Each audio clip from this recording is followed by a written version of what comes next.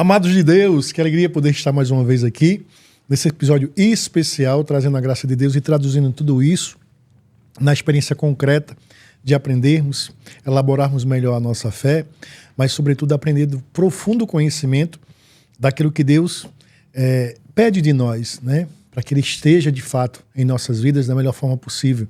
E o conhecimento é libertador. Por isso, seja muito bem-vindo ao nosso podcast Assim Seja.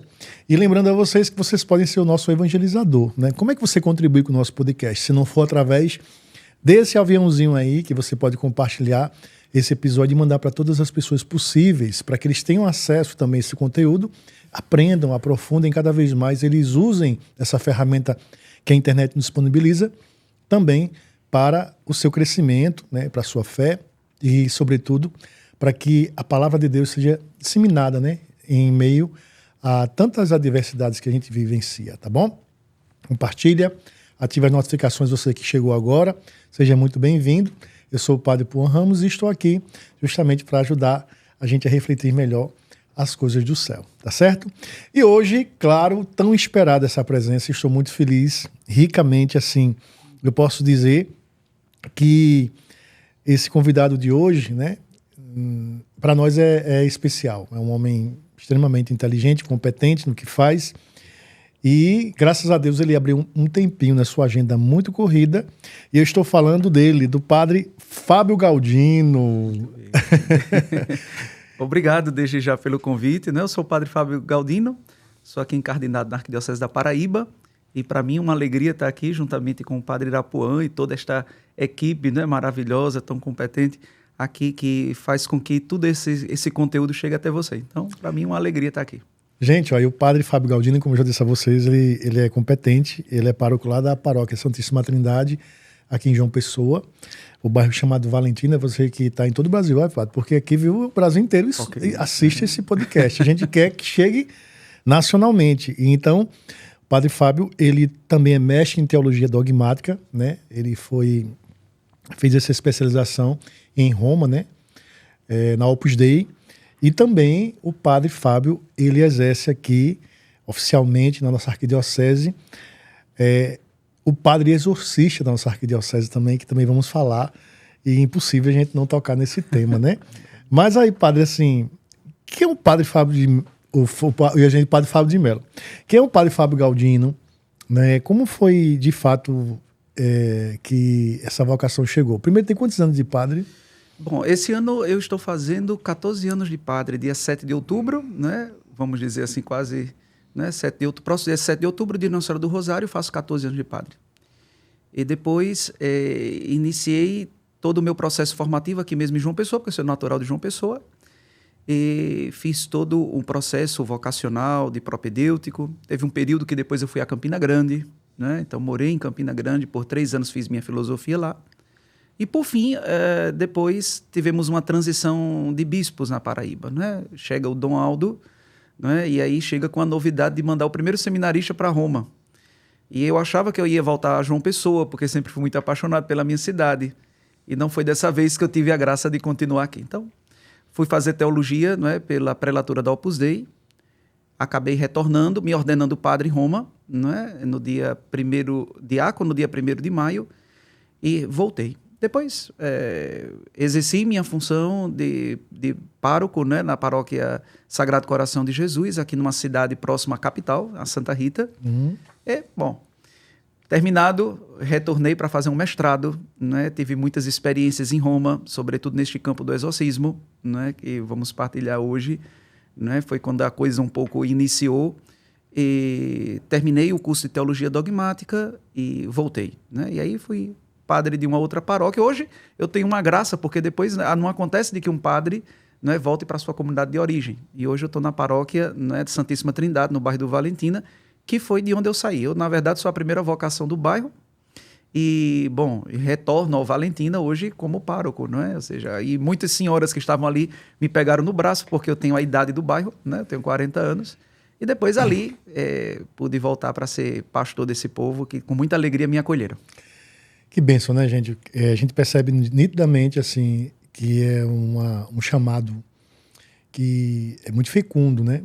A gente consegue identificar justamente na percepção que você vai se permitindo viver a vocação, né? Então a gente sabe, eu também, você já tem 14, eu vou completar 10, a gente sabe que não é fácil, né? As pessoas acham que formar um sacerdote é algo simples, mas não é, né? Requer muito tempo, né? Nem sempre todos aqueles que se propõem a entrar, né, vocacionalmente, né? Você até foi um dos acompanhantes também, em algum momento você acompanhou a pastoral vocacional também, Isso, né? eu fui vice-reitor do propedêutico e diretor espiritual. Hoje eu sou professor do seminário, né? Acompanho e tive uma graça também das paróquias em que eu estava, sempre de enviar jovens para o seminário. Eu, na verdade, já tenho um coroinha, que é padre, né? O padre Cláudio Meirelles. Padre Cláudio Meirelles, isso né? mesmo. Foi meu coroinha, foi meu mestre de cerimônia, enviei ele para o seminário, hoje já é sacerdote.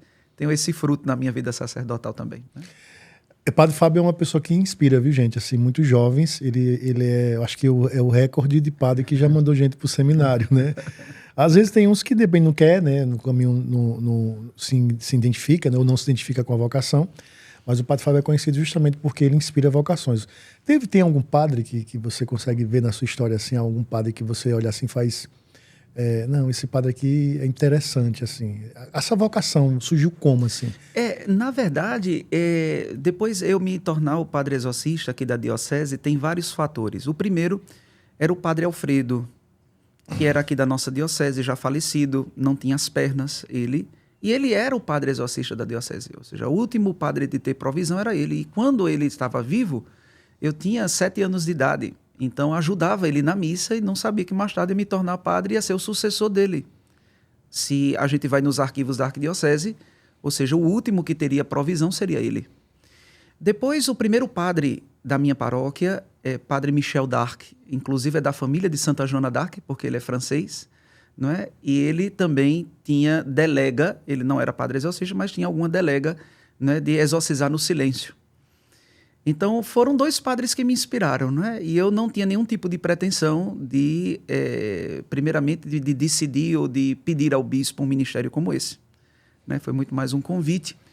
E acabei aceitando, né, de uma forma assim, bem engraçada, né, essa questão do aceitar, mas percebi de que, na minha história, Deus estava, de alguma forma, preparando esse ministério para que eu exercesse, não sei até quanto tempo, mas que ele me concedeu figuras que me inspiraram, sim, sobretudo pela simplicidade desses homens, a forma, né, competente de exercer aquilo que exerciam e de forma muito sóbria, sem sensacionalismo, né? Essa é uma linha tênue, né? Que precisa ter muito em mente, né? As pessoas acham que é uma temática pesada, difícil, principalmente para quem exerce, né? Esse ministério que não é fácil. As pessoas acham que isso, na vida prática, é flores, muito pelo contrário, né? Às vezes a pessoa ela tem que ser responsável também por tantas coisas, né? Na sua própria história também, as pessoas próximas também, enfim. Mas é isso que a gente quer entender hoje, padre. Assim, a gente sabe que a ideia do exorcismo é justamente expulsar o mal, né? A natureza que Deus colocou, né, em cada um de nós é divina, é santa. E o diabo é aquele que vem e retira, né? Que rouba, né? Ou tenta roubar isso, né? Esse estado de graça que Deus nos confirma em nós. Então, quem é o demônio? Quem é? O que é que se fala sobre o demônio? Eu queria até também falar um pouco dessa experiência, não é? Primeiramente, é um anjo, não é? O demônio. O catecismo da Igreja Católica, do qual trouxe aqui, não é? Nos fala de que o demônio não é uma presença abstrata, né? Não se trata de uma presença abstrata. Trata-se, portanto, de uma presença real. Quando Deus cria o mundo, cria seres visíveis e seres invisíveis, não é? E quando se cria seres invisíveis, os seres angelicais, falamos, portanto, né, da presença de Lúcifer nesse sentido, né? E de toda a sua rebeldia e rebelião que veio posterior a tudo aquilo que Deus, na sua infinita bondade, criou para ser bom, né? O pecado, na verdade, é uma realidade posterior, né? E da decisão, portanto, também que os seres angélicos tinham, né, de acolher ou não a vontade e o amor de Deus. E aí há uma certa tensão com relação hoje a essa figura, porque é verdade, quando a gente vai estudar, Padre Napuan, a questão do ritual de exorcismo, a gente tem que ter muito cuidado, não é, com relação a essa figura, porque a gente também tem uma tendência de colocá-la numa subjetividade ou numa caixa onde a psicologia, a psiquiatria já resolveu, já colocou. É verdade que essas ciências nos ajudam e muito. Eu digo hoje, nos casos de exorcismo que eu atendo, se precisa passar por esses profissionais, né? Mas nós precisamos entender, não é, de que se trata de uma presença real, às vezes descrentes dos próprios crentes, né? Como explicar isso, né? Descrentes dos próprios, até de padres, né? Eu lembro de que eu estava no último retiro, agora que nós estávamos presentes, alguém chegou e perguntou, para que essa coisa? Deixa, não é essa coisa do demônio, isso não existe. Nós temos dentro da gente o demônio, nós temos a presença angélica. E eu dizia, bom, esse meu irmão, ele está confundindo o que é o pecado e o que é o demônio, né? Então, o demônio existe, é uma pessoa, né? Não se trata de um ser abstrato. Isso para nós que somos católicos, né? E eu estou falando aqui para católicos, consecutivamente é uma presença também real, né? E credível nas outras denominações cristãs. Mas, e é claro de que, não, mas não se trata de um dogma de fé. Mas não precisa ser um dogma de fé. A igreja não professou um dogma para dizer que Deus existe, né? Porque são realidades antes da doutrina, né, nossa da igreja. Então, são realidades, sim. Não confundir o que é o pecado, porque aqui, daqui a pouquinho, a gente pode explicar um pouco o que é isso, né? Que é a tentação, que é o me tirar da graça de Deus, com o autor e o princípio do pecado, sobretudo nas liturgias pascais, como a gente gosta de fazer o credo mais solene, né? Renunciais ao demônio, autor e princípio do pecado. Então, ali eu acredito que todos nós padres, né? Se existem alguns ou alguns irmãos que colocam dificuldade na credibilidade de uma presença como essa, ou seja, liturgicamente, nas nossas orações, ora e volta, nós trazemos essa imagem, não como uma figura abstrata, mas muito real, não é como nos diz o apóstolo, que se apresenta como um leão a rugir, procurando a quem devorar, não é? Procurando a quem devorar. E é claro de que alguém pode chegar e dizer assim, mas qual a influência do demônio, né, Padre Fábio? O que foi que fez com que o Senhor depois... Bom, o padre Irapuã também é encardinado aqui na nossa diocese, e o senhor sabe que, ou seja, nós não teríamos nenhum tipo de teologia nem de inclinação para tratar de questões exorcistas na nossa diocese. Nós temos um histórico muito forte, não é, das comunidades de base. Então, eram assuntos que não faziam parte do nosso contexto formativo. Há 14 anos atrás, falar de exorcismo. E aí eu tive uma forte experiência, porque na casa onde eu morava também o padre Duarte Lara, que é um grande amigo meu, Padre Duarte. Exorcista, lá de Portugal. Isso. E os padres da Opus Dei não permitiam que nós andássemos no Vaticano para depois participar de algum tipo de sessão desse. E vou lhe ser sincero que depois o padre Duarte, por meio de uns amigos meus croatas, lembro como hoje, que eles disseram, olha, tem um padre chamado Gabriel Amorth. E ele atende ali numa basílica que fica ali, não é, assim, entre Santa Maria Maior e a Basílica de Latrão. Muito escondida, muito escura. Primeiro eu não sabia nem que era Padre Gabriel Amorth, e eles ficaram espantados, porque hoje Padre Gabriel Amorth, depois da sua morte, foi uma figura que inclusive inspirou filmes, como o caso, esse último, né, O Exorcista do Papa, foi inspirado nele, a quem, assim, eu que convivi, né, um certo tempo com o padre Gabriel Amorth, tem muitas coisas dele, né, as piadas, as coisas que ele fazia. Você assistiu o filme? Assisti, sim, o filme, assisti. Eu assisti. É bacana.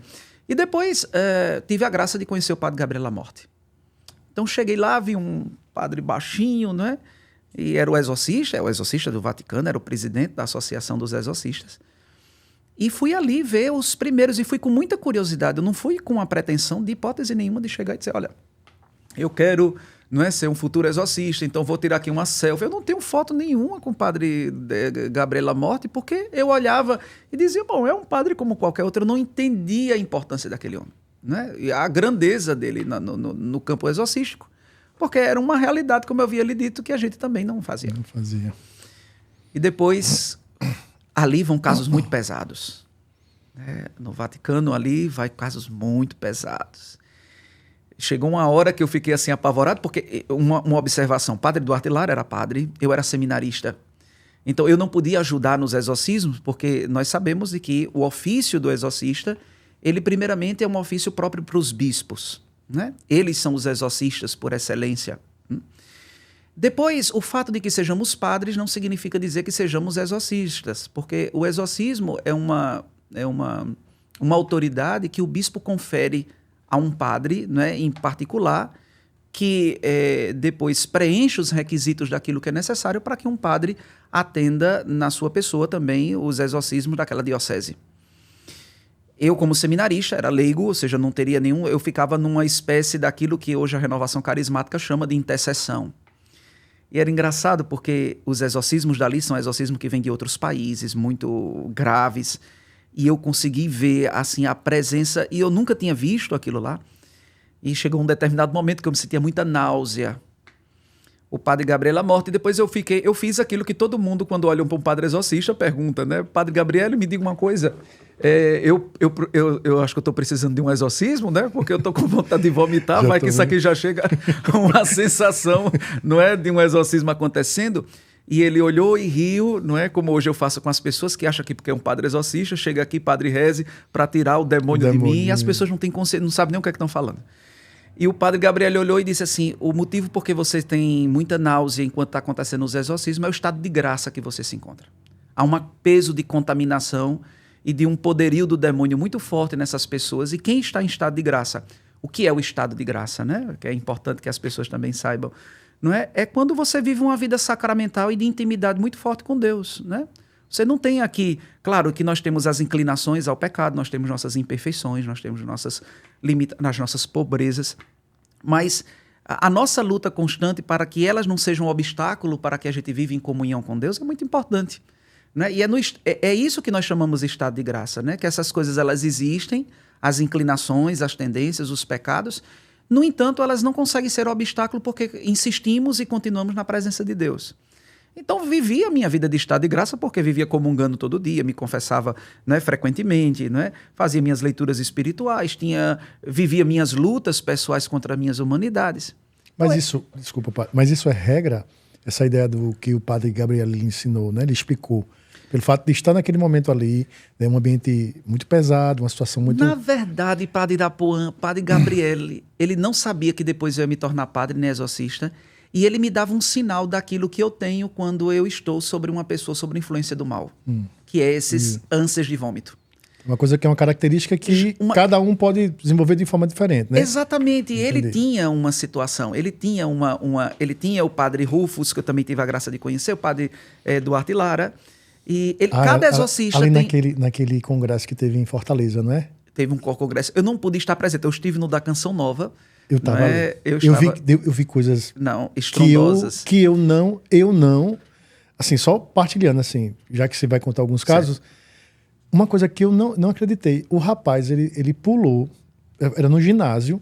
Exatamente. Ele parecia uma aranha, assim, ele pulou, porque ali é muito perigoso. Quando você vai descer aquelas escadas ali, aquele ginásio em Fortaleza muito grande, certo. Ele saiu pulando aqueles degraus, assim. Agora ele dava passos como se fossem passos de atleta, assim. Certo. E totalmente assim, até lá embaixo. Desproporcionais, inclusive, ao estado físico. Não tinha como, porque era como ele... Não sei se você está entendendo. Existiam as arquibancadas, né? E aquelas arquibancadas têm aqueles assentos de cimento. Okay. Então ele pulava aquilo ali sem nenhum temor, ele saía, né? As mulheres se contorcendo todinho. Era uma coisa muito forte. E eu não entendia. Eu morria de medo também, vou mentir. Certo, mas eu fiquei assustado porque eu não conhecia, né? Eu estava ainda entrando na renovação carismática. Depois que essas pessoas saíam dali e iam para a parte subterrânea para acontecer ali embaixo os exorcismos. Aí ali sim a gente via várias situações. Agora, padre, assim, só para o pessoal entender também, essa coisa do exorcismo e o que se fala muito na questão da oração de libertação, cura e libertação. Assim, é uma forma também é uma maneira também de exorcismo também, okay. Que naturalmente hoje em dia tem muitas missas que as pessoas colocam como temática, né? Missa de cura e libertação. Libertar o quê naquele momento ali? Porque a presença, né, do demônio às vezes é muito exaltada nesses momentos. Exatamente. Né? Se pede muito, né? Fala-se muito dele, né? E às vezes de uma forma um tanto perigosa, a forma com que vem sendo abordada. A primeira coisa é que a gente precisa entender, bom, nós já sabemos de que o exorcista não é, de uma diocese é o bispo. Depois o bispo delega um padre, não é? Aqui na Arquidiocese da Paraíba somos em 2, somos o padre Sandro dos Santos e eu, não é, que também tenho uma provisão para esse ministério. Então, eu tenho que primeiramente compreender as ações, as duas ações que o demônio utiliza para perturbar uma pessoa. Ela tem uma ação ordinária e uma ação extraordinária, né? Na oração ordinária, acontece as tentações que acontecem comigo, com você que está em casa, participando aqui desse podcast, né? Ou seja, as inclinações, as tendências, né? O demônio aqui, na verdade, ele sugere. Perceba que até na tentação de Jesus no deserto, ele não chega para dizer a Jesus, aqui está o pão. Ele sugere em vista de uma situação que ele vai se aprover. A decisão sempre é minha e sua. Então aqui não entra essa história de dizer foi o demônio que fez com que eu agisse assim. Ele pode ter feito, né, a tentação, ele pode ter nos abordado, a decisão final sempre é nossa. Tem pessoas que vivem sobre o jugo dessas perturbações. E aí entra aquilo que nós chamamos, por exemplo, as orações de cura e libertação. Né? Que elas atuam justamente numa espécie de domínio, não é, que aquela pessoa vai, não é, tendo de impossibilidade de se desgarrar daquela corrente, de se desgarrar daquela situação. Então, para as questões ordinárias, né, da ação do inimigo de Deus como uma tentação, não é, que ele pode muito bem induzir, nos tirar da graça de Deus e aí nós engrenarmos num caminho de perturbação muito grande, não é? Aqui as orações. E é sério, porque às vezes, Padre Irapuã, alguns padres, vá procurar Padre Fábio Galdino, né, que ele é o responsável por isso. E nós não sabemos, não é preciso que um padre faça um ritual de exorcismo. Inclusive porque ele não tem autoridade de abrir, não é, o ritual, porque ele não tem um mandato do bispo para isso. Mas se cada sacerdote visse uma pessoa perturbada e impusesse suas mãos para rezar, pelo menos, e não precisa fazer orações mirabolantes, um Pai Nosso. Por diversas vezes, quando eu vou celebrar a missa, que as pessoas querem, Padre, me exorcize, eu primeiramente entendo que ela não está sabendo o que é aquilo, não é?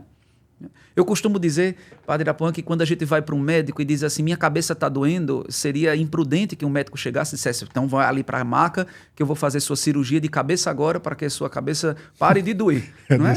Só que eu tenho que dizer para aquela pessoa que ela precisa entrar numa investigação médica. E aí ela percebe que se eu tivesse aberto a cabeça dela, podia estar em óbito hoje, porque o problema dela era na coluna. Foi-se feita uma investigação e foi-se visto que o desvio da coluna daquela pessoa originava a dor de cabeça dela. Então, se trata a coluna, se passa a dor de cabeça. Então, quando uma pessoa chega para dizer eu preciso de um exorcismo, ela não imagina de que não pode ser realizado de imediato. Eu preciso entrar numa investigação, inclusive buscando, não é que isso foi uma das novidades do ritual de exorcismo. O livro do ritual de exorcismo, ele é de 1614, é do século XVII, né? E ele veio sofrer uma primeira alteração em 1952. E a alteração era justamente essa, porque dentro do contexto do século XX, acontecia de a psicologia tá com todo a sua áurea, ali, todo o seu momento de ouro, não é? de início, Então, nesse contexto, houve uma pequena modificação no ritual do exorcismo, dizendo que os sintomas de possessão, que antigamente são uma possessão demoníaca, o acréscimo que foi colocado em 1952, 54, foi que os sintomas de possessão podem ser ação do demônio. E esse podem ser leva, portanto, com que o exorcista entre dentro das realidades, né, psiquiátricas, psicológicas, que vão nos ajudar na abordagem daquela pessoa a entender se não se trata de uma esquizofrenia, de um problema, não é, de perturbação pessoal, de desordem afetiva, emocional. Não é? E é tanto que nós, exorcistas, temos muito cuidado. O ritual de exorcismo é muito claro, Padre Irapuã. Ele chega a dizer, olha, o primeiro a duvidar até o fim de que ali tenha uma possessão demoníaca é o exorcista. E a gente acha que enviando para ele é o que primeiro vai crer. E eu preciso entender quais são os fatores, porque pode ser uma histeria coletiva. Você vai para uma missa, está se falando do demônio, as pessoas já chegam ali movimentadas. Se manifesta, o que fazer? Eu sou padre exorcista, eu vou abrir o ritual de exorcismo na frente do povo e fazer. Primeiramente, uma imprudência, porque a primeira coisa que um padre exorcista precisa fazer é manter a identidade, não é, da pessoa possessa. Em segundo lugar, aquilo não é o momento de abrir um ritual de exorcismo porque alguém se manifestou. Pode ser uma histeria coletiva. E aquele medicamento não ser para aquela enfermidade. Porque não se trata do demônio, se trata de uma histeria que precisa ser tratada com psicólogo, com psiquiatra. Então, qual é a primeira coisa? Tentar aquietar aquela situação ali. De chegar, pegar sua estola, colocar em cima, fazer uma oração de libertação, tirar aquela pessoa daquele meio, conduzir uma capela do Santíssimo, deixar aquelas... E depois fazer o trabalho, como eu havia dito, de investigação, sobretudo da história. Quando foi que aquilo começou? Não é? O senhor já falou aqui que está aí na formação da psicologia. Isso. E aí a gente percebe de que ninguém nasce depressivo.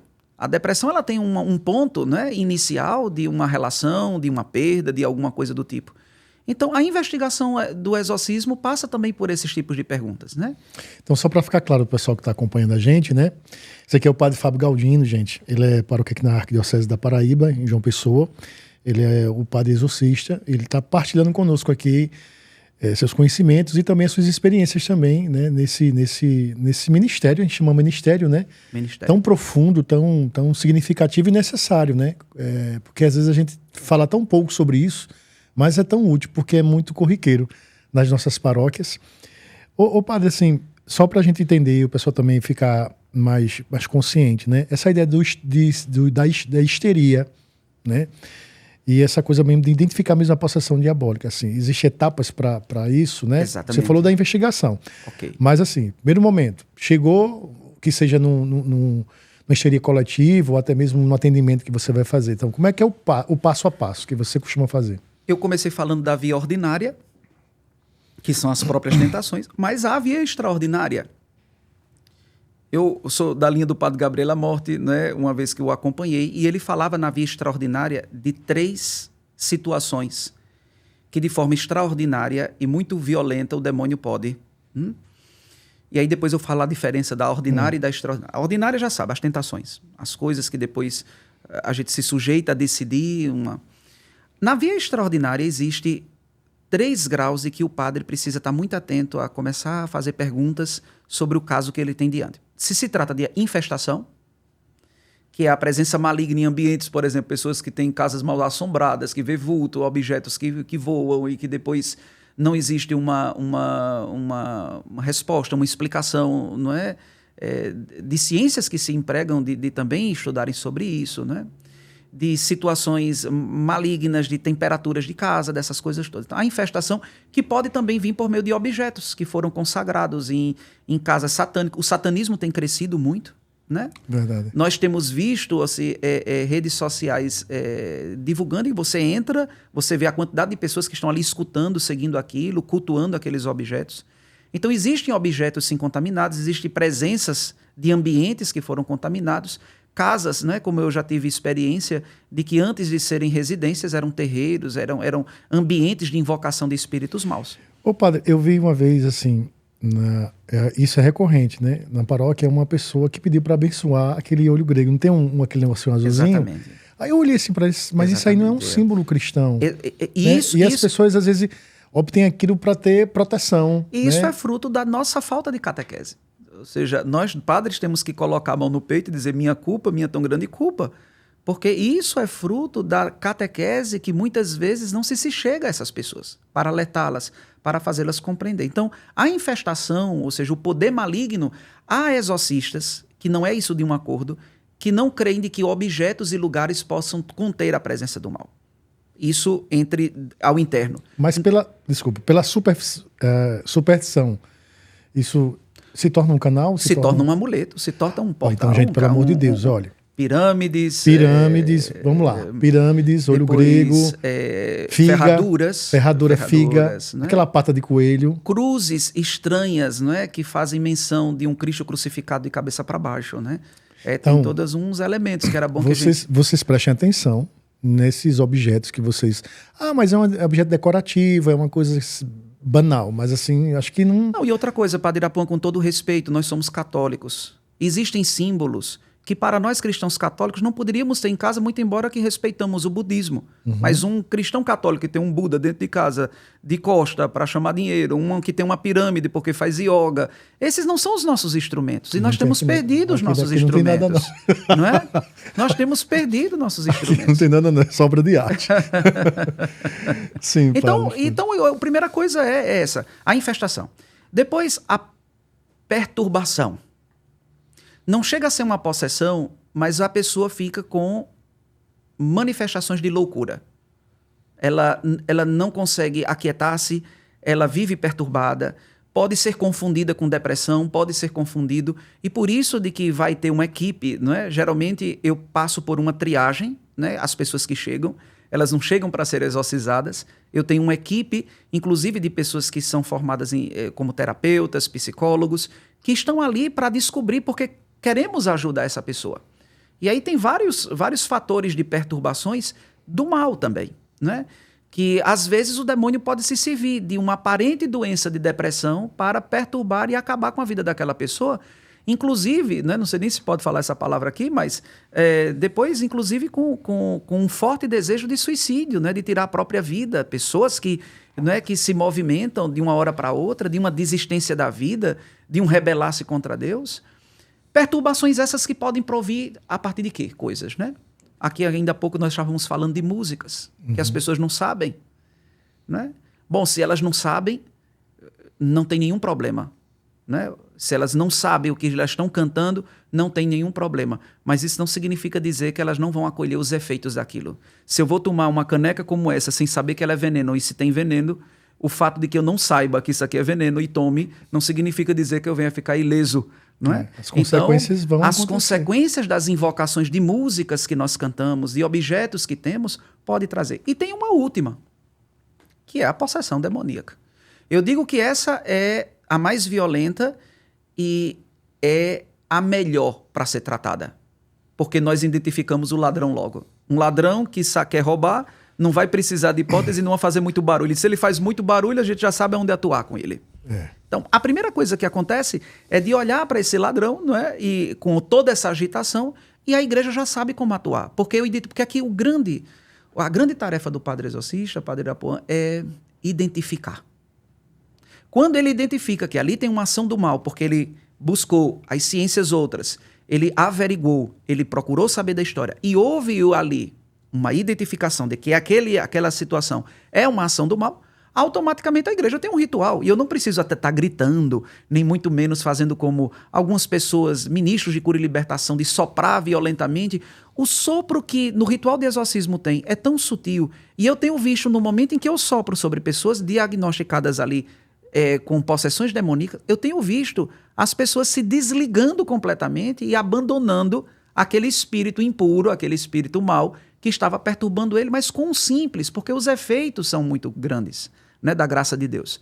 Então, dentro do ritual de exorcismo, ali está. Possa ser que aquela pessoa, às vezes as pessoas dizem, padre, eu preciso de uma oração de exorcismo, porque afinal de contas eu estou com o mal, e acha que uma oração de exorcismo vai sanar aquele problema, porque depois...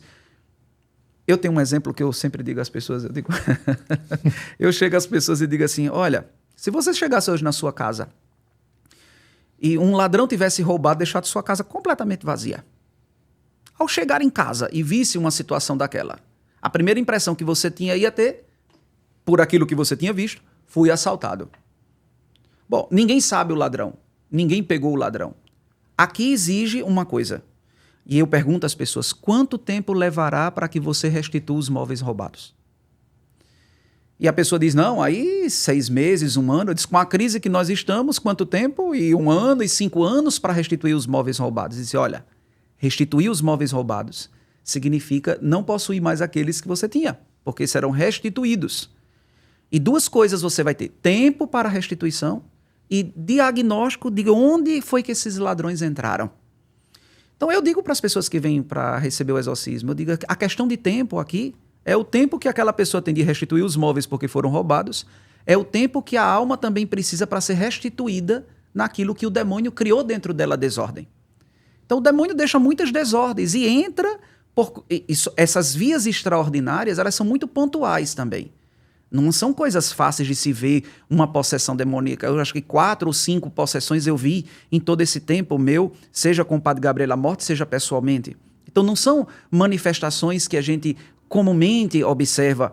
É muito mais forte as questões de perturbação, que qualquer padre pode fazer uma oração de libertação sobre aquela pessoa, pode rezar missas por ela, pode conduzi-las a uma vida sacramental, que é muito importante, inclusive também para o possesso. Mas a possessão mesmo é uma realidade muito difícil de ser observada. E quando acontece de ser diagnosticada, pode ter certeza. Aquela pessoa fez um pacto, ela fez, portanto, um compromisso com o demônio, como situações de mães que foram levar os seus filhos para cemitérios e lambuzaram a criança com sangue de bode, com estruturas desse tipo que a gente acha que não existe, mas estão aí. Não é? Então, para as vias extraordinárias, o pacto, a consciência de uma consagração ao demônio, aqui entra muito violentamente, porque aquela pessoa era consciente do mal, fez o pacto com aquela realidade e hoje vive opressa daquela realidade, como se aquele espírito do mal pegasse aquela pessoa e dissesse, ela é minha, ela é para mim. E vai colocando na cabeça dela de que ela é do demônio, só que existe uma coisa que o demônio não pode intervir, que é na nossa consciência. E se a gente começa a purificar a nossa consciência para dizer que eu sou de Deus, o ritual de exorcismo está aí para libertá-la. Agora, vem cá, só um parêntese assim, no caso, o senhor tocava aí justamente nas palavras que tem uma força, né? Além das palavras que liberta, né? Através do rito. Quando a gente vai falar assim de pessoas que normalmente praguejam as outras, né? Desejam o mal, né? Usam da linguagem mesmo assim, bem objetiva mesmo assim, usam de palavras de maldição contra outra pessoa. Esse efeito chega a influenciar? A palavra tem uma força muito grande. Né? A palavra com certeza tem uma força muito grande. E isso acontece muito, por exemplo, com crianças que vão manifestando uma perturbação muito grande pela maldição que os próprios pais dirigem com relação a elas. E eles nem sabem. A gente, às vezes, é a história da música, é em inglês, é uma música que tem um ritmo que envolve meus sentimentos. Mas os efeitos daquilo que eu estou dizendo ou invocando, mesmo sem ter consciência, eles vão sim atingir. Então, quando uma mãe chega para... Não é, uma palavra muito... Não é, quando a gente olha para um filho e pragueja de que ele é danado, não é? Então vai procurar saber o que é a palavra danação, para ver o que é que você está falando para o seu filho, depois averiga o porquê, as mudanças no comportamento dele, porque está tendo, que queira ou que não queira, invocações. Ou seja, quando nós vamos nos despedir de nossos pais e olhamos para ele e pedimos a bênção, nós estamos querendo a bênção.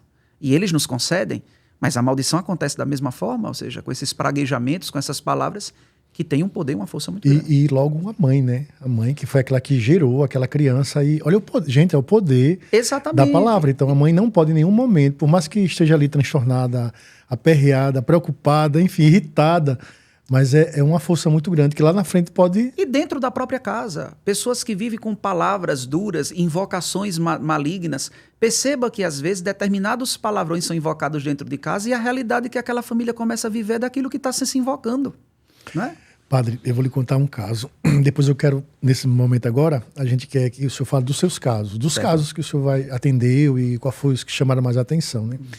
Aconteceu justamente linkado ao que você acabou de falar, né? Eu fui atender uma pessoa no interior e, assim, tinha acabado de celebrar a missa. Sabe aquele período que você termina, assim, dá 9 horas, você está cansado, morto, querendo só um banho, deitar e dormir.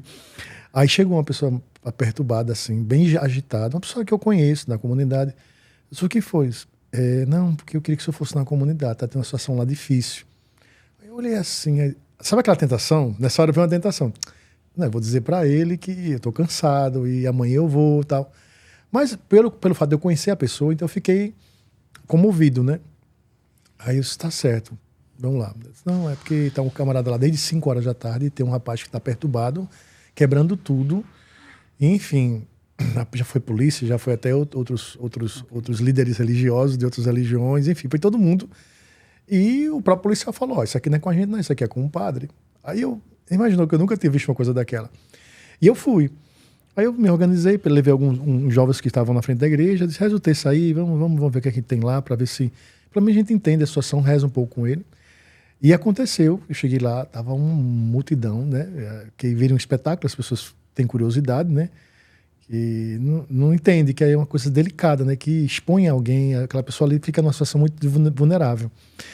Aí quando eu cheguei na casa da pessoa, aí tava lá, a situação lá, todo quebrado, todo machucado, porque se arranhou nos espinhos, corria, como era na zona rural, corria, enfim, a pessoa toda ensanguentada.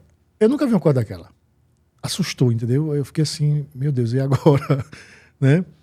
E Aí a gente chegou, tudinho rezou, pedi a graça de Deus, tentei acalmar todo mundo lá, tudinho. Enfim, chegou um momento que... Certo.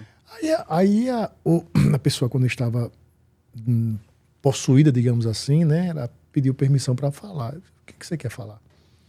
Não, eu vim aqui por causa de uma coisa. O que foi? Eu venho aqui dizer que se enquanto ela, aí apontou para a mãe, enquanto ela não parar de amaldiçoar os filhos, eu vou ficar aqui o tempo Exatamente. todo.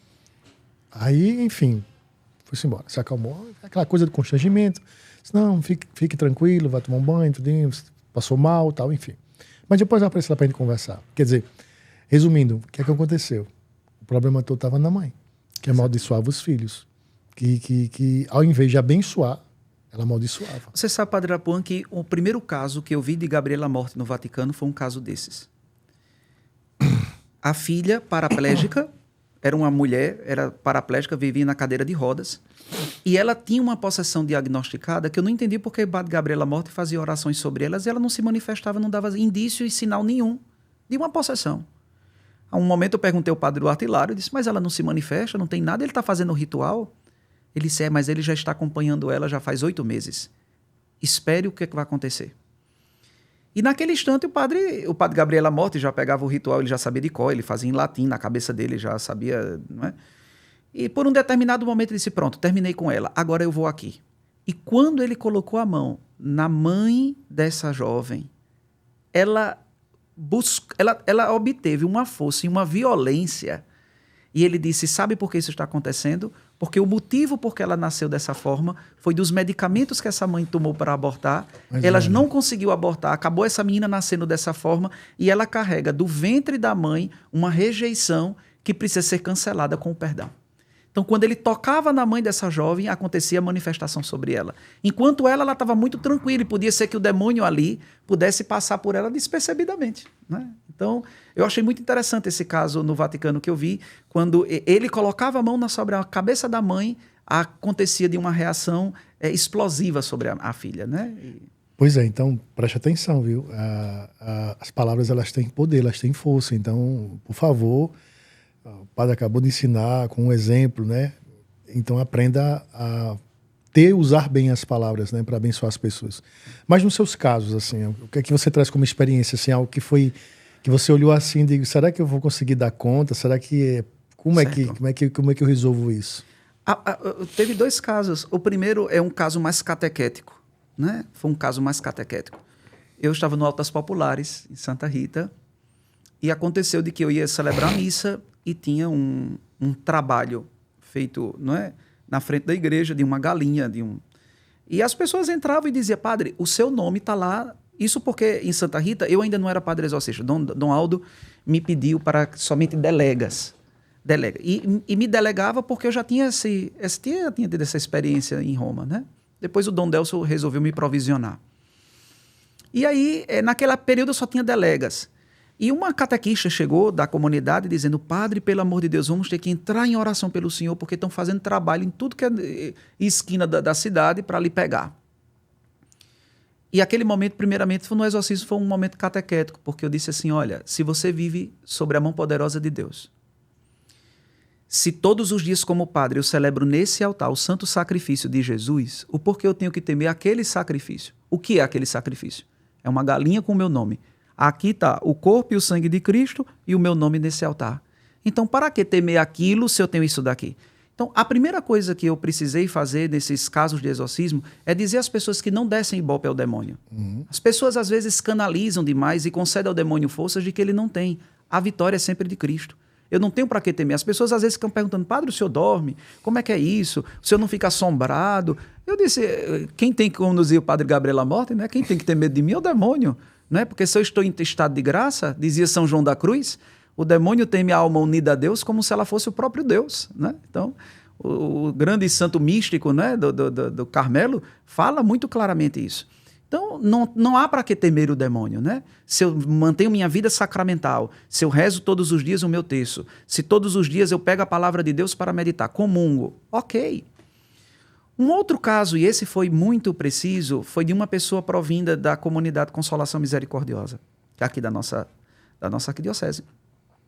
Primeiramente, eu entendi que Deus tinha permitido aquela possessão para uma finalidade maravilhosa que foi unir aquela família. A esposa vivia num momento muito difícil com o marido. Eles não eram casados na igreja. A filha deles tinha terminado do crisma, Dom Aldo tinha conferido a crisma, e dias depois da crisma, essa menina começa a ter manifestações. A priori, fui fazer a triagem, fui conduzir a psicóloga, a terapeuta. Só que ela tinha aversões a elementos religiosos. Ela fazia, como você disse lá no ginásio, determinadas situações que fisicamente não se responderia. E um fato curioso é que no momento no momento do ritual de exorcismo, essa menina ela urinava e tiras de cabelo saíam da urina dela. Então saía muitas tiras de cabelo, né? E eu disse, eu preciso saber dessa história.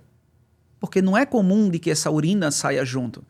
Em outros momentos, a mãe disse que em casa, quando ela defecava, também acontecia de que jogando água nas fezes, tiras de cabelo apareciam.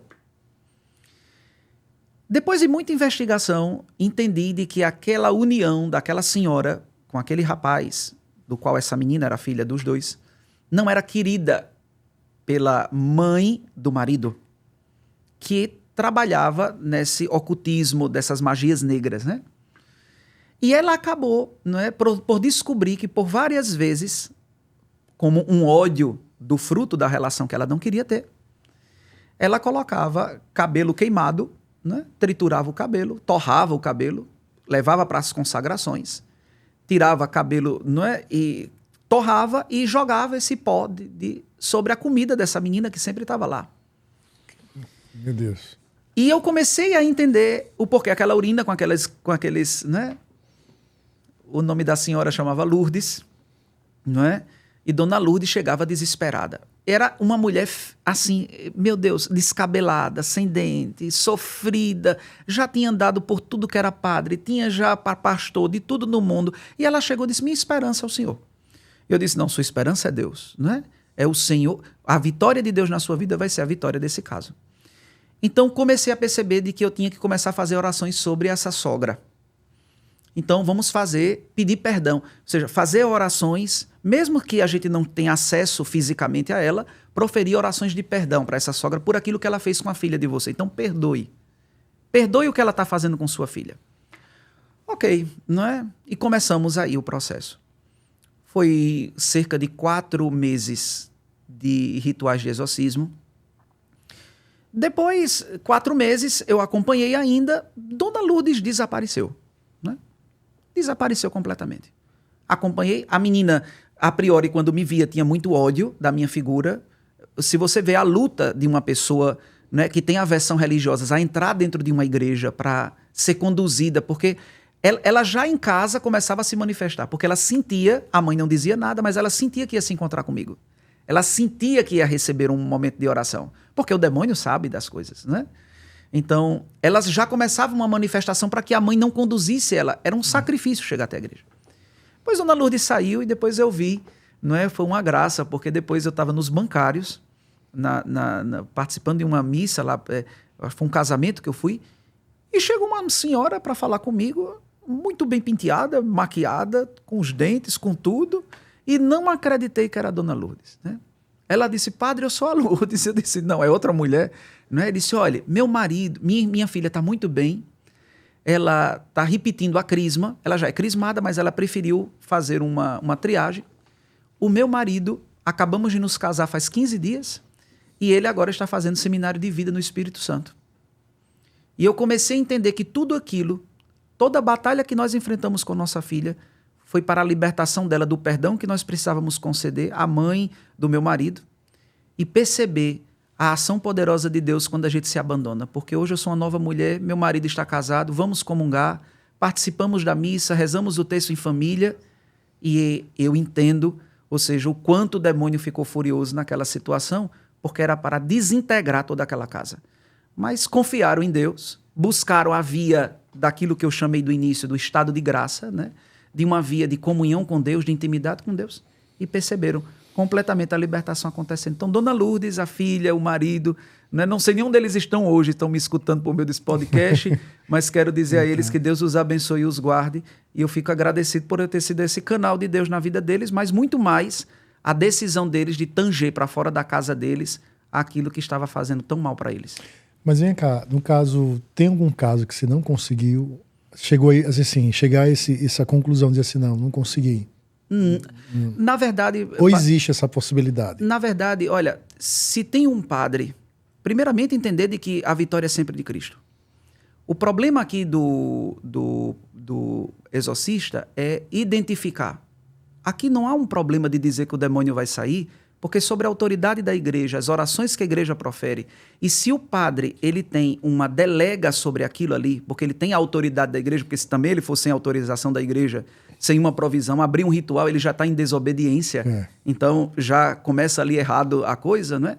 Então a questão aqui é identificar. Eu acredito que o caminho mais dolorido é isso.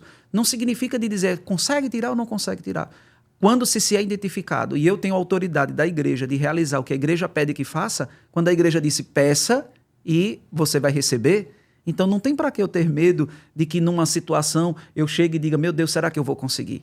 Né? Porque o próprio Senhor diz, pedis e recebereis. Então, se me foi concedido, eu vou pedir, e vejo claramente, por meio dos sinais sacramentais que contém no ritual de exorcismo, o quanto a ação de Deus vem em socorro daquela alma para libertá-la. Então é muito bonito, né? Eu acho muito bonito o ritual. As pessoas querem dizer, mas padre, como é que é isso? Você não tem ideia, padre Irapuã, não sei se você conseguiu já participar de um ritual de exorcismo, o estado de graça que se termina. O ambiente fica tomado de uma presença de Deus muito bonita. Né? A gente percebe, geralmente o ritual de exorcismo se conclui com o Magnífica, e quando se canta o Magnífica, né, há uma presença angélica muito forte naquele ambiente. Né? Então você sugere para as pessoas, né, que nos acompanham aqui, que também tem grupo de oração, que participam, que tem a reta intenção, porque eu não vou dizer que as pessoas não tenham, né, no trabalho lá pastoral, missionário dos grupos, enfim. Qual o seu conselho para essas pessoas assim, para saber lidar com isso, para não ficar também espetacularizando, né? Porque é uma coisa também que isso para mim eu aprendi. Inclusive uma das coisas que o padre Rufus na época da conferência lá, ele sempre dizia isso, né? Eu lembro que ele falava bem, deixava bem claro, olha, por favor, vocês não precisam dar esse espaço todo para ele, né? Como você falou no início, né? Então, assim, qual seria o conselho, qual seria a mensagem que você...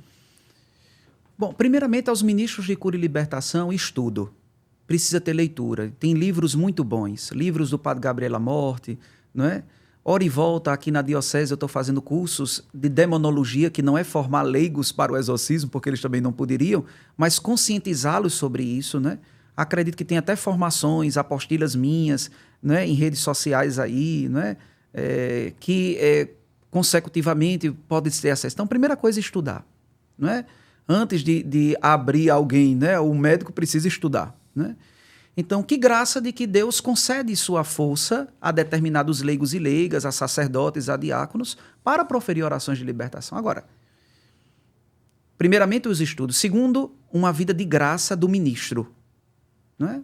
Porque às vezes você não tem autoridade para fazer aquilo porque você não vive uma vida sacramental, vive uma vida, não completamente contrária àquilo que se pede, aquilo que a igreja pede de que um fiel tenha, né, da comunhão eucarística, do jejum, da oração. Então precisa ter uma vida de piedade muito grande o ministro de cura e libertação. Me disse, deixa eu só lhe interromper porque para não passar em branco. No caso aí, eu já cheguei a ouvir que nos momentos do exorcismo, né, o diabo ele manifesta e meio que expõe um pouco as fraquezas do outro. Isso é realíssimo, né? Então, por isso que esse estado de graça lhe protege desse constrangimento. Antes de qualquer tipo de exorcismo, porque não é chegar e dizer, padre, exorcize, eu preciso estar preparado. E eu não posso ir para um exorcismo sozinho. Eu preciso ter uma equipe que é ali comigo. E às vezes pode ter certeza, né? Por isso que eu digo, a vida de oração é muito importante. Às vezes eu tenho visto uma outra coisa bem interessante. Quando eu estou fazendo o ritual de exorcismo, me parece que o demônio, ali naquela situação de manifestação diagnosticada, vista, ele está muito mais preocupado com os intercessores que estão rezando o ofício da Imaculada do que propriamente o ritual de exorcismo que eu estou proferindo. São orações pequenas, são orações que a gente acha que não vão ter efeitos e que tem um efeito grandioso.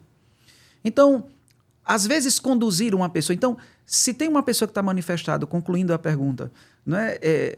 Primeiramente o estudo, a vida de graça, e depois saber entender até onde eu posso acompanhar aquela pessoa, porque ela também pode ser um instrumento de contaminação para mim, se já vivo numa situação que não é na graça de Deus. Então, conduzir essa pessoa a um sacerdote. Essa pessoa está endemoniada, está tendo manifestações. O que fazer, padre? Primeiramente, essa pessoa precisa se confessar. Se é um caso de possessão, ela não vai conseguir primeiramente, né? É muito difícil quando uma pessoa é possessa, já teve casos de pessoas que não conseguem, porque o demônio sabe que no momento em que vamos buscar o sacramento da confissão, aquele pecado que é uma algema na vida daquela pessoa, se ele chega a confessar, essa algema é quebrada. Porque no sacramento da confissão, Deus perdoa os pecados para que, de tal forma que nem no julgamento final, o pecado que foi se confessado será mais lembrado. Porque quando Deus perdoa, Deus perdoa para sempre. O demônio não vai querer que essa pessoa confesse. Então ela vai ter muita resistência na confissão. Então o primeiro passo para uma pessoa endemoniada é buscar o sacramento da confissão. É ir em busca da vida da graça. Então quer dizer que a confissão também ela se torna... A confissão é a mais poderosa oração de exorcismo. Se tem alguém que está aqui querendo um padre exorcista para fazer alguma coisa, convide essa pessoa que está sobre esse malefício a se confessar e a fazer uma confissão íntegra, contrita, de um profundo arrependimento. Os efeitos, porque na confissão, o dedo da misericórdia de Deus lava toda a nossa imundície, né? Então, se há um arrependimento, se há um desejo de volta para Deus, com certeza, não é? Ou seja, vai acontecer os efeitos da graça de Deus. Então, olha aqui, eu quero deixar bem claro para você, não é? Um dos grandes orações de cura e libertação é a confissão sacramental. Se feita de forma geral, com um sacerdote, acompanhado, fazendo a penitência, o exercício de reparação. Depois a Eucaristia, se possível diária. Né? A Eucaristia diária, suas orações, uma devoção à Virgem Maria, a meditação da palavra, olha, essas 4 coisas, confissão, Eucaristia, devoção à Virgem Maria e meditação da palavra de Deus.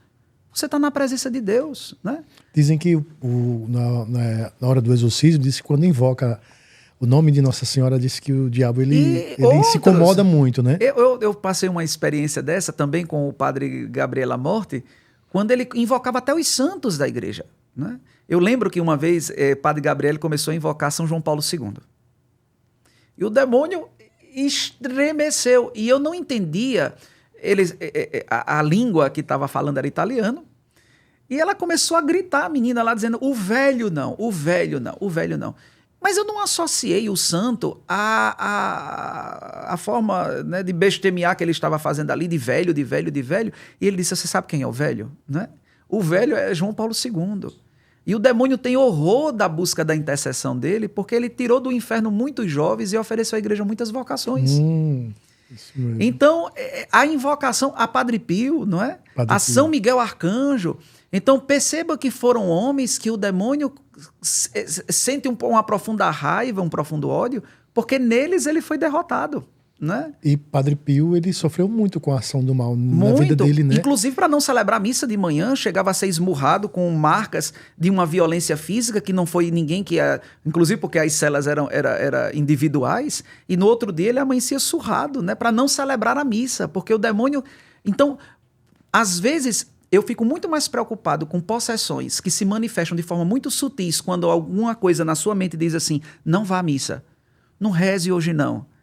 Essas são muito mais violentas porque o ladrão quer passar despercebido. E as pessoas ficam dizendo assim: padre, mas eu não acredito nisso.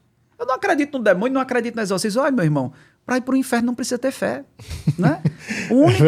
O único ambiente que precisa ter fé para ir é o céu. Para ir para o céu só vai quem tem fé. Para o inferno, se você não tiver fé, para lá mesmo que vai. Não é? Então, essa exposição de você dizer que não tem, que isso, que aquilo outro. Agora, os efeitos das perturbações da sua vida... Você, com certeza, vai fazer esse tipo de experiência e vai entender que o coração do homem só tem sossego quando está na graça de Deus, né? Ô padre, que pena que o nosso tempo já vai se esgotando. É tão bom. Eu quero, por favor, que você venha aqui novamente para a gente gravar o episódio 2, porque não tem como, gente. Vocês sabem muito bem que é uma temática que ajuda muito, muito, muito esclarecedora. E obrigado pela disposição. Eu sei que não é fácil a vida Gente, você não tem noção como eu aperrei esse homem.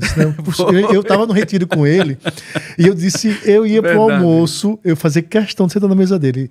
Amigo, por favor. Por favor. Por favor, por favor. Entendeu? Tava uma tentação. Eu disse, por favor, eu desejo. Estamos vendo a Quaresma de São Miguel, pelo menos nesse episódio que está sendo gravado. Então a gente pede que você conclua assim também, dando uma bênção, né?